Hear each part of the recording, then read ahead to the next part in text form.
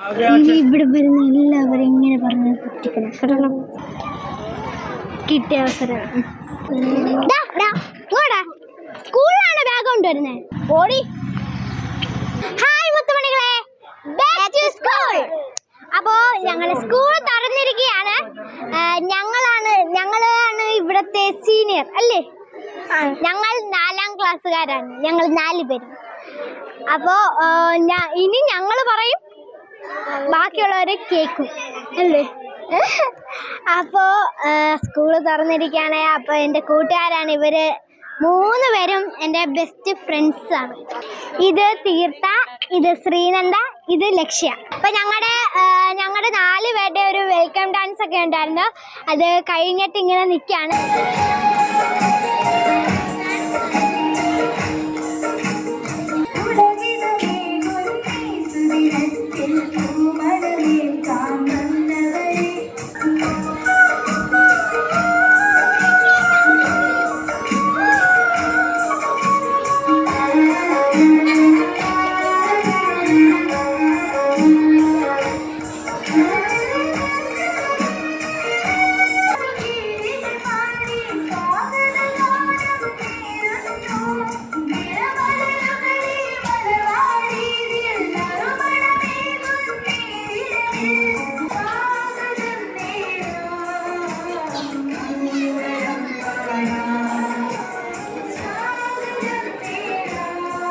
പഠിക്കുമ്പോൾ അദ്ദേഹത്തിന്റെ ജീവിത ചരിത്രം നമുക്ക് കൊടുക്കുമ്പോൾ ലോകത്ത് അദ്ദേഹത്തെ ഏറ്റവും നല്ല ഒരു ഭക്തിയായിട്ടാണ് അദ്ദേഹം ഈ ഇന്ത്യയിലേക്ക് കടന്നത്.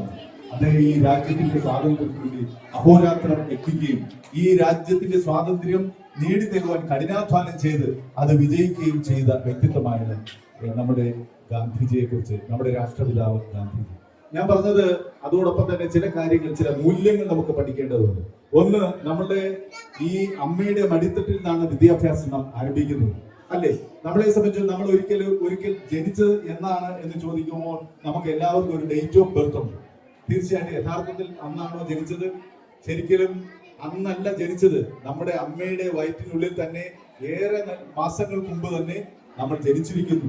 ആ ജനിച്ച കുട്ടി അവിടെ തന്നെ ഈ അമ്മ ഈ കുട്ടിയെ വളർത്തിക്കൊണ്ട് വരുന്ന ആ ഗർഭിണിയായിരിക്കുമ്പോൾ തന്നെ ആ കുട്ടി ഒരുപാട് കാര്യങ്ങൾ, തീർച്ചയായിട്ടും ഒരു കാര്യം ഞാൻ പറയുന്നു, പ്രിയപ്പെട്ട കുഞ്ഞുങ്ങളെ, നിങ്ങളുടെ മാതാപിതാക്കളെ ഒരിക്കലും നിങ്ങൾ ഉപേക്ഷിക്കുകയില്ല എന്നുള്ള ഒരു തീരുമാനം ഇവിടെ നിന്ന് എടുക്കണം. ഈ പാഠശാലയിൽ നിന്ന് ആരംഭിക്കണം. എന്റെ മാതാപിതാക്കളെ സംരക്ഷിക്കുവാൻ ഞാൻ ഉത്തരവാദിത്തപ്പെട്ടവനാണെന്നുള്ള ചിന്താഗതി. ഇന്ന് നിങ്ങൾ ഒരുങ്ങി വന്നിരിക്കുമ്പോൾ, നിങ്ങൾക്ക് പുതിയ ഡ്രസ്സ് വാങ്ങിച്ചു തന്നപ്പോൾ, നിങ്ങൾക്ക് എല്ലാ പുതിയ പുസ്തകങ്ങളുടെ ബാഗ്, കുട എല്ലാം വാങ്ങിച്ചു തന്ന ഒരാളുണ്ട്, നിങ്ങളുടെ രക്ഷകർത്താവ്. ആ രക്ഷകർത്താവിനെ മറന്നുകൊണ്ട് ഒരിക്കൽ പോലും നമ്മുടെ ജീവിതത്തിൽ മുന്നേറുവാൻ നമുക്ക് സാധിക്കും. നിങ്ങൾ എത്ര വലിയ ആളായി പോയാലും, ലോകത്തിൽ തന്നെ ഏറ്റവും മാതൃകയുള്ള ആളെന്ന് സമൂഹം പറഞ്ഞാൽ പോലും സ്വന്തം മാതാപിതാക്കളെ സംരക്ഷിക്കുന്നില്ല എങ്കിൽ അത് ഒരിക്കലും ഒരു മാതൃകയല്ല എന്നാണ് എനിക്ക് പറയുന്നത്. ജീവിതം നഷ്ടപ്പെട്ടു പോകുന്ന ഒരു വിദ്യാർത്ഥിയായി അവസാനിക്കാതെ ഏറ്റവും മാതൃകയുള്ള ഒരു കുട്ടിയായിട്ട് വളർന്നു വരുവാൻ നമുക്ക് സാധിക്കുമ്പോഴാണ് ഈ വിദ്യാഭ്യാസം അർത്ഥവത്തായി തീരുന്നത്. തീർച്ചയായിട്ടും പ്രസംഗം കേൾക്കുവാനും ജീവിതത്തിൽ നല്ല മാതൃകയുള്ള മകളാണ്. തീർച്ചയായിട്ടും ഒരിക്കൽ കൂടി അവളെ പോലെ നിങ്ങൾക്കുമായി തീരുവാൻ ഇടയാകട്ടെ എന്നും കൂടി ഞാൻ പറയുന്നു. Okay, thank you.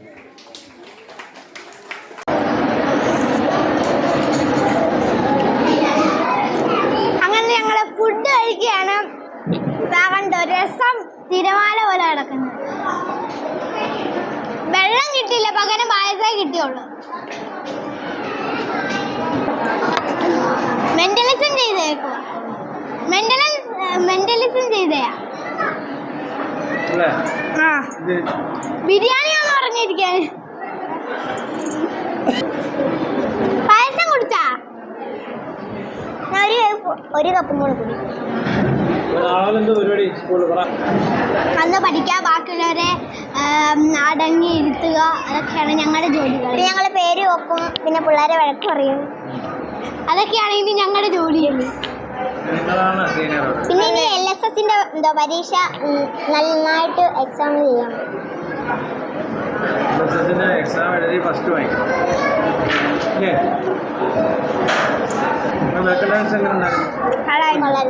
ഞങ്ങളാണോ സ്വന്തമായിട്ടാണോ പറയുന്നത്?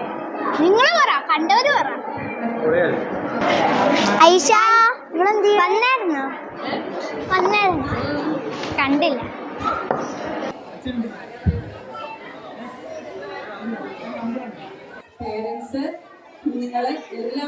ഒറ്റ വാക്ക് നന്ദി അർപ്പിച്ചുകൊണ്ട് ഞാൻ ഇനി വല്ലവരും വന്നാണെങ്കിൽ എന്തെങ്കിലും യൂണിഫോം എന്താടാ നീ യൂണിഫോം ഇട്ടെന്തോ ഞങ്ങൾക്ക് ഇടേണ്ട ആവശ്യമില്ല ഞങ്ങൾ സീനിയർ നാളെ യൂണിഫോം ഇട്ടോണ്ട് വന്നില്ലേല് ക്ലാസ് കേട്ടതില്ല